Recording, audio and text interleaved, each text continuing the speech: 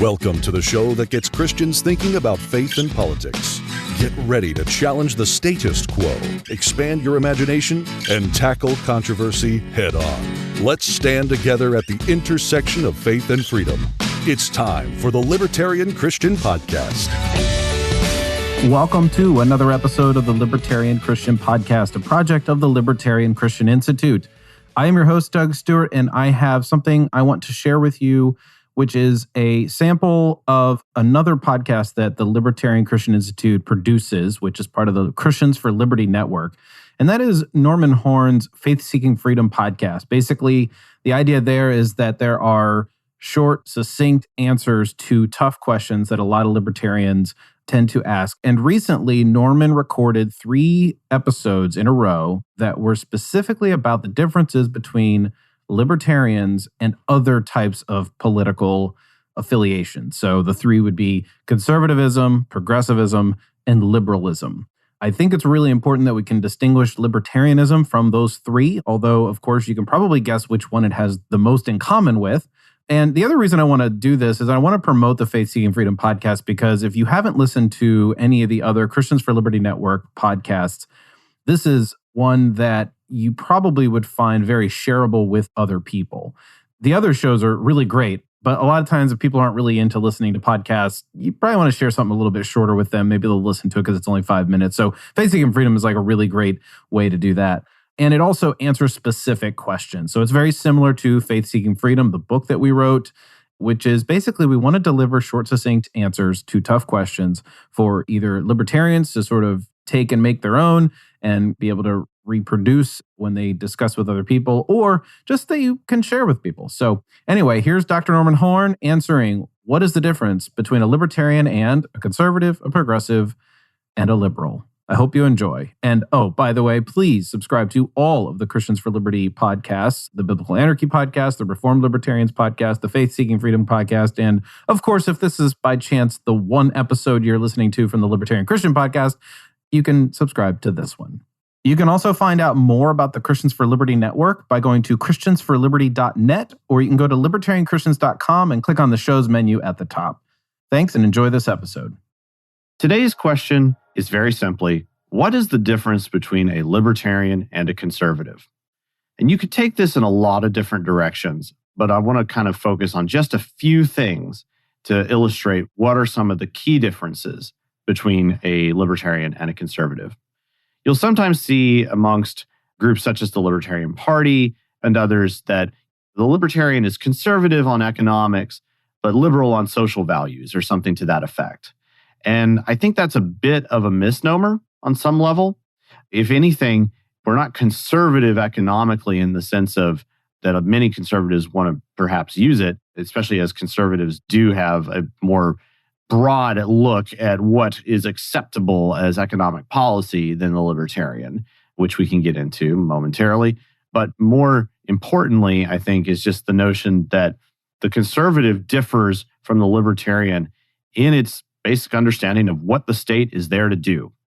The conservative fundamentally has some kind of mentality about them that says that what was in the past is worth preserving at almost any cost. Now, there's something in there that may be valuable. And in fact, even at LCI here, we talk about being theologically conservative. And that is because we value those old ideas. And those are important things to kind of keep in mind. But the conservative politically has a different kind of point of view. It's not just about ideas. It's about the institutions. It's about a structure that may or may not necessarily be exactly what it ought to be in the way that we order ourselves socially. And so, and that in particular is pursuant to the way they view the state. The conservative does not foundationally believe that the initiation of force against other people is wrong, and therefore it is important to use the state and the force that is involved there in order to protect the structures and institutions that have historically been present. Now, that's not to say that all institutions that are old are bad. Not by any means. And obviously, we're very interested in the church here at LCI. We think that's the grandest and greatest of institutions in history, as it is the true institution established by God. and is worthy of our consideration at all times. But as it pertains to other institutions, well, everything else can be kind of questioned a little bit more. And so I think that we've kind of illustrated two things there. Again, number one, the conservative does not really agree with the non-aggression principle or the NAP and is perfectly willing to use force in order to accomplish certain types of political goals. And in particular, has a view of institutions that really enables them or permits them to go quite the distance, whether with the use of force or even otherwise, to defend and maintain certain institutions just on the basis that they exist and not for other fundamental reasons. Today's question is, once again, very simply, what's the difference between a libertarian and a progressive?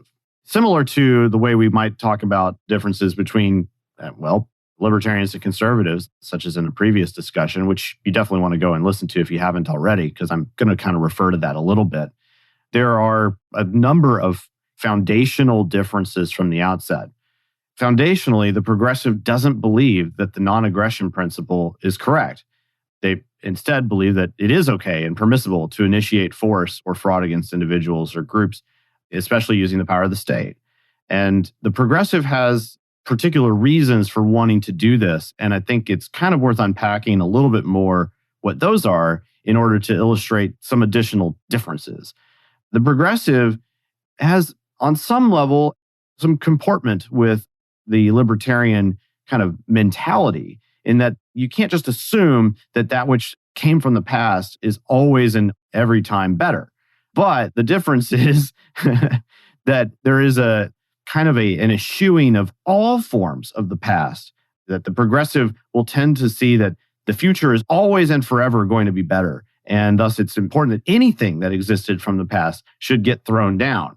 So while we might say that, there's some things from the past that we should look askance upon, that we should be skeptical about, the libertarian does not necessarily see that as being a problem so long as the non-aggression principle is being followed.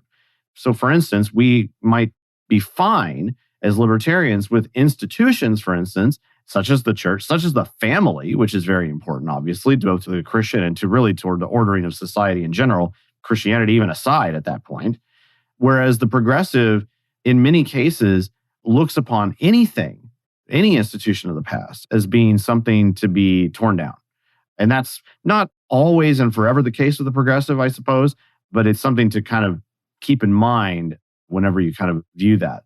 The progressive sees any type of social organization as being, from the past, as being potentially one to strike down in favor of something else that they see. And that's, I guess, the other kind of end objective that really defines something that's different for a libertarian versus a progressive. Libertarianism is ultimately a philosophy of justice or a theory of justice and of the means by which we can accomplish various types of individual and group activities. The progressive doesn't really see it that way. They may think of what they're doing as a theory of justice, and there may be theories of justice that are entwined with that. But really, what they really see as being different is that is more of a philosophy of ends than of means. They see that there's an end result that they want to get to, a reorganization and restratification of the social order and of society, and often don't care how they get there. That enables them to use all sorts of different means, including those which are aggressive and confrontational and violent against others in order to get there. This is easily observable through history.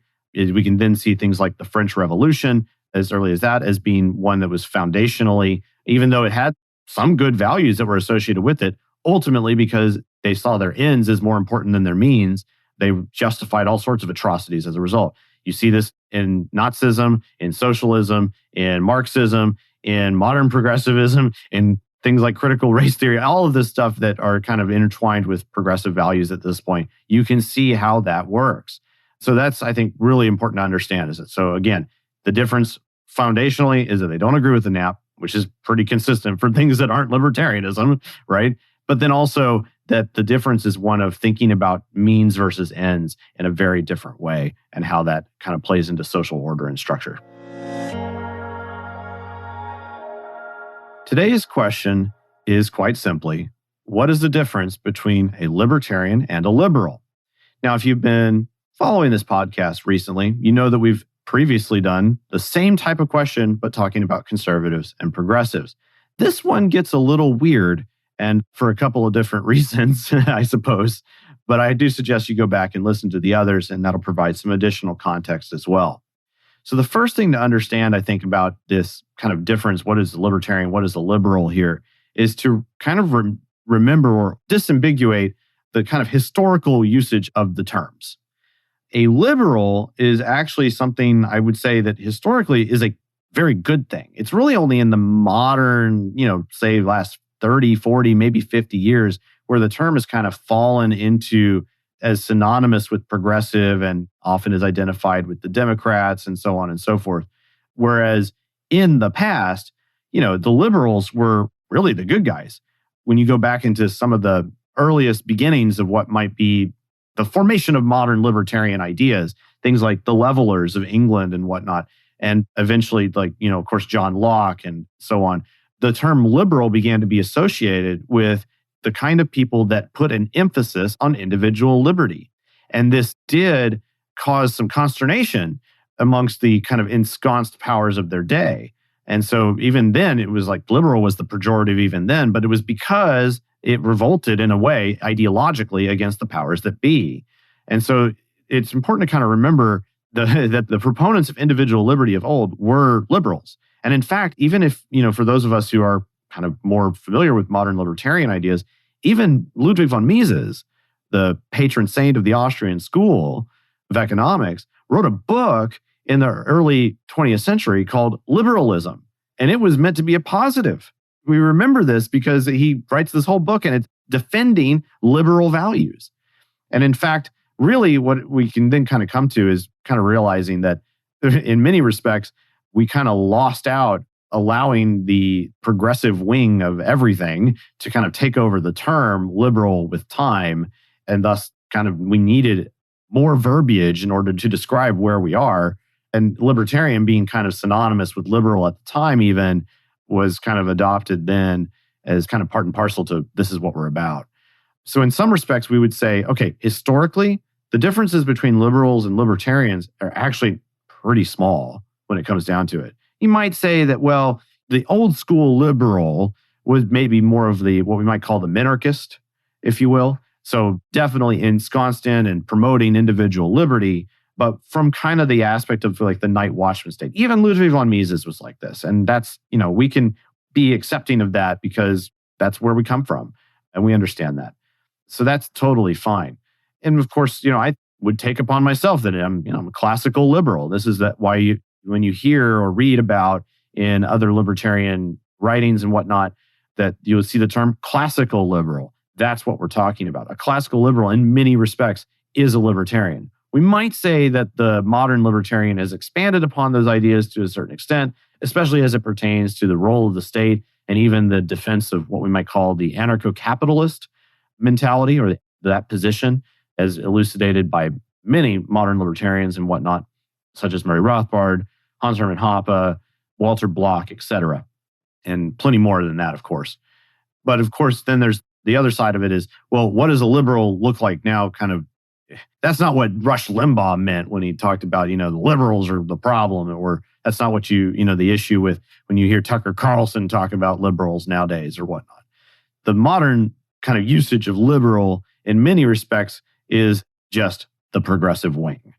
Now, perhaps we might say that there's even some different branches of modern liberalism. Maybe there's some moderate Democrats who would still want to be called liberals, people like Bill Maher or something to that effect, and who eschew many aspects of woke progressivism or just, massive progressivism in general, even though probably even Bill Maher would want to be considered a progressive too.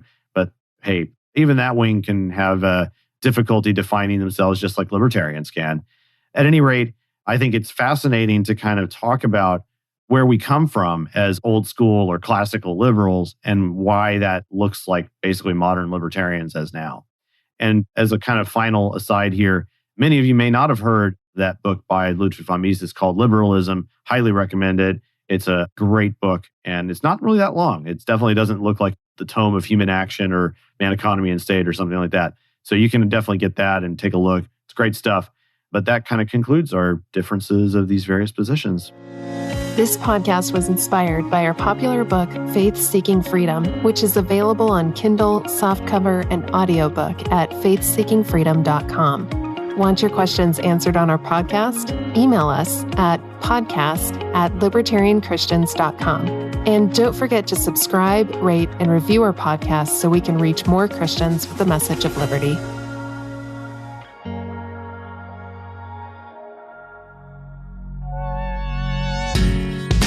Thank you for listening to another episode of the Libertarian Christian Podcast. If you liked today's episode, we encourage you to rate us on Apple Podcasts to help expand our audience. If you want to reach out to us, email us at podcast@libertarianchristians.com. You can also reach us at LCI Official on Twitter. And of course, we are on Facebook and have an active group you are welcome to join. Thanks for listening, and we'll see you next time.